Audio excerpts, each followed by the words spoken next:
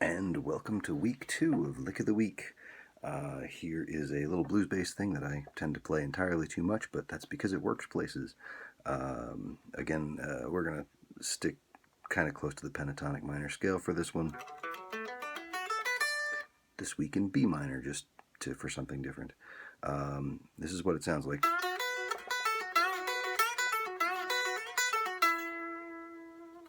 Okay?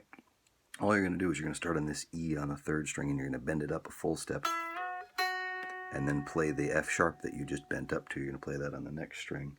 Roll your finger across again to the high B, and then that F sharp comes right back, and then you play an A here on the 10th fret, bend that up a full step, back to the B, and then A, F sharp to finish it off. You're going to do that 3 times.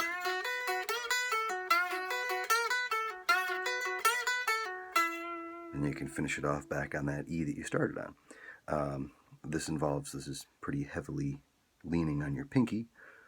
If you are somebody of weaker pinky status, you can do it with your first 3 fingers. I urge you to try to learn to do it with your pinky. You'll be glad you did.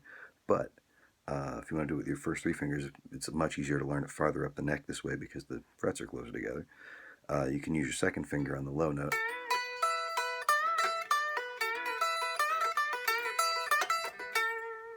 That's actually how I've seen people do it.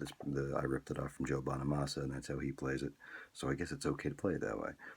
Once you do that, you can practice it and speed it up, and make it part of your soloing.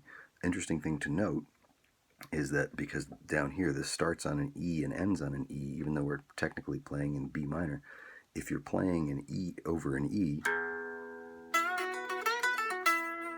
it fits pretty well in there, as opposed to playing it actually in the key of E. That kind of puts a weird tension to it. That's the kind of thing, that rhythmic idea, you can sort of apply to a bunch of different places in the scale. If I was still thinking in E minor, you can kind of rearrange it. I'm doing this thinking about a G major, and I can bend that, and it ends up on an E also.